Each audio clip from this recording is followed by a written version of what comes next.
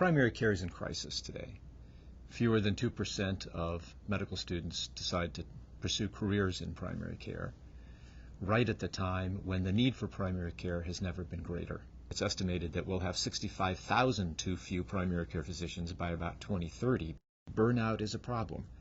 So a study that depresses many of us suggests that only about 30% of people who are currently primary care doctors would choose to do it again if they had the choice. About 30% would say, I'm not going to be a doctor at all. And a study that I frequently quote, based on sound survey methodology, suggests that if a primary care physician did all of the acute, chronic, and preventive care for his or her panel of patients, it would take them 23 hours a day.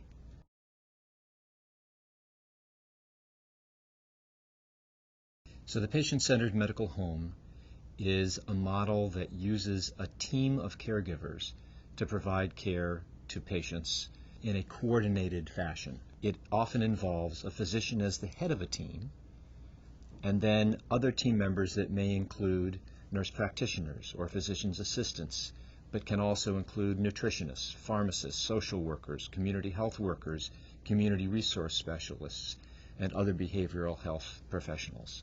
The team is all there to take care of one population of patients, and they interface with each other in real time in order to coordinate that care. So highly functional medical homes huddle every day about the patients who are coming in, for instance, so that they know who's coming and what their needs might be, and can anticipate those needs before the patient ever gets to the office.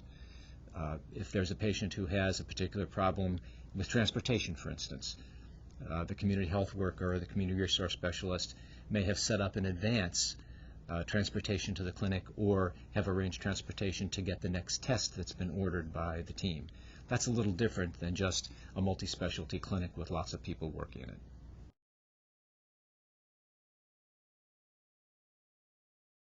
There's a lot of patient dissatisfaction with the current care model. They don't feel that they have enough access to their primary care physician or other physicians. They don't feel that the practice knows who they are and can anticipate their needs. And so because of the design of the medical home being proactive, patients feel much more that when they come to the clinic, or even if they receive care outside of the clinic, they're getting their needs met in a proactive way. So the fastest growing segment of the Medicare population, those over 65, are people with 4 or 5 comorbid simultaneous conditions. So think about that for a minute. That's a lot of people with a lot of illnesses to coordinate. This model is very effective at sorting out what those conditions are and how they can use all the members of the team to take care of those chronic conditions longitudinally going forward.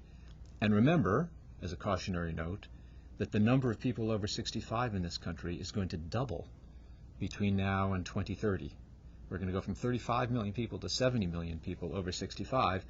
So the patient-centered medical home, these teams, are much more effective at all of the forms of prevention. Primary prevention, if you can get someone to lose weight and exercise, maybe they'll never develop diabetes. Secondary prevention, let's catch the diabetes early, treat it aggressively so that it doesn't progress to kidney failure or amputations or heart attacks. So this model represents a possibility for all of those stages of prevention with all of the beneficial effects that we've just talked about. Better patient outcomes, lower cost, better patient satisfaction, and better care coordination.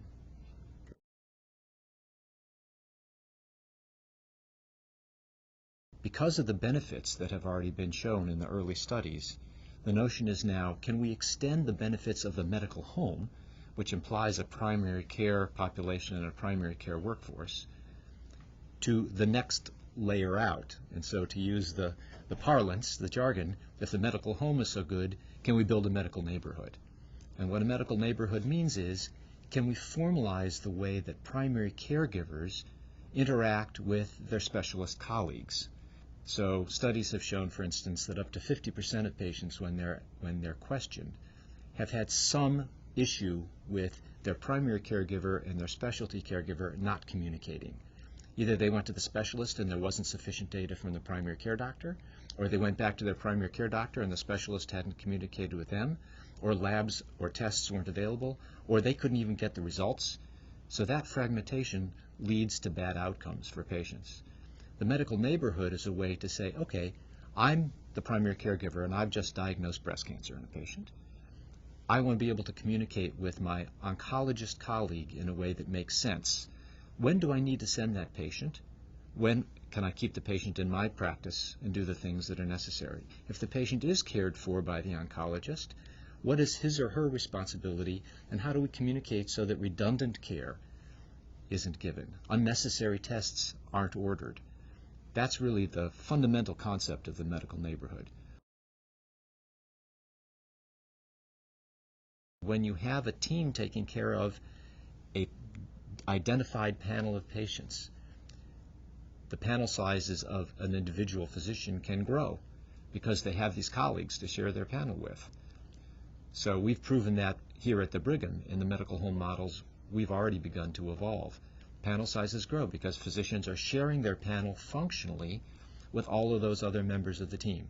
So if it's a young, healthy person who has a cold, maybe the physician doesn't have to see that patient. Maybe they can see a nurse practitioner or a physician assistant. Or people with stable hypertension. Maybe they'll see the physician one visit and 3 months later they'll see one of their colleagues.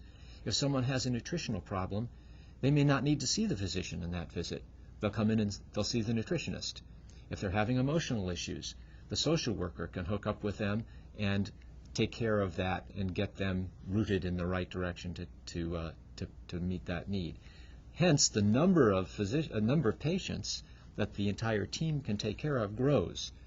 So access for patients improves accordingly.